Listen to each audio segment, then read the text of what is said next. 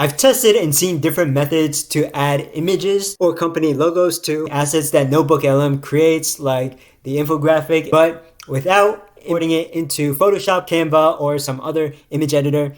This seems to be the best way that I've found.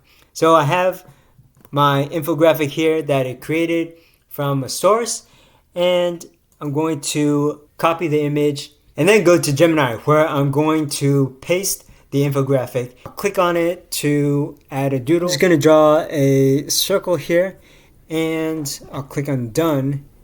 This is where I want to add a logo. And then I'm going to grab another image, and for this example, I'm just going to use this logo here for Gemini. So I'm going to copy it.